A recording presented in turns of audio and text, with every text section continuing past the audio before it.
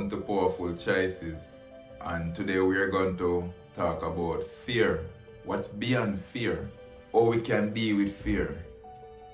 So without further ado, we go jump into a scripture which speaks about our default settings that we're supposed to have concerning fear. Now this is taken from 2 Timothy 1 verse 7, and it reads, "For God has not given us a spirit of fear, but of power, of love, and of a sound mind." Now that's supposed to speak to us as in what is beyond fear, and as it reads, power, love, sound mind. So when we fear anything, we risk not taking on that challenge. Sometimes it's just something simple, or it could be a difficult task, but either way, fear is going to stop us from actually embarking on this mission. Now, because God did not give us that spirit, that means this must be sent by the enemy. Therefore, you will realize that it is wise not to heed to your fear, but to pursue what is beyond the fear. Whether it's your talent, whether it's fixing a relationship, working out things with your parents, whatever it is, but there is that fear stopping you. One of the key things is to know that what you fear, it actually fears you. Because without the fear, then here comes action. And with action, here comes result. And that is how we advance in anything. It's not even a concept or a perception. It's deeper than that.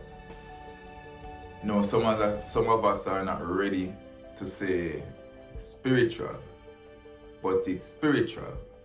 But for those who do not lean and have not really fully leaned into the spiritual, you can say emotional, just to accommodate your state of mind. So if it's spiritual, emotional, or whatever condition, and it's preventing you from taking action, it's not good. Backtracking into Genesis, Noah lived 950 years. And even though he lived 950 years, he could not outlive the greatness and the glory of God. And it's funny how we let fear cripple us. Like, take for example, God said, "Go forth and fill the earth." The earth is made up of 25% land, 75% water.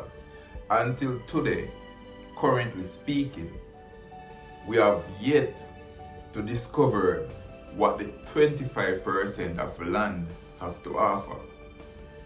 And so many people before us has lived so long, experimented so much, and still have not embarked on the 25%. Goes to show that we have so much in life, but the fear aspect in life, whether it's within your talent, the area where your fear is right now. As I speak to you, the Lord speak to your heart, your soul, and your mind, tapping into that area that you fear. And I want you to know this: what you fear actually fears you. If you know this and act on this, you would realize that the same thing that you thought have all that control and was too big, or was too ugly, or too horrible for you to defeat, you would realize that when you realize who you are and who God created to be, of power, of love, and of a sound mind, you would realize how easy these things would heed to you, to the strength and power initially given to you, of power, and you know what power is. You see me, I say it's beyond something physical. Love, anything where you apply love to, it enhances soul, mind. So when you apply power to something, you have the power for something, you apply the love to it, and you have a sound mind towards it. What is there to fear? Reach beyond your fears.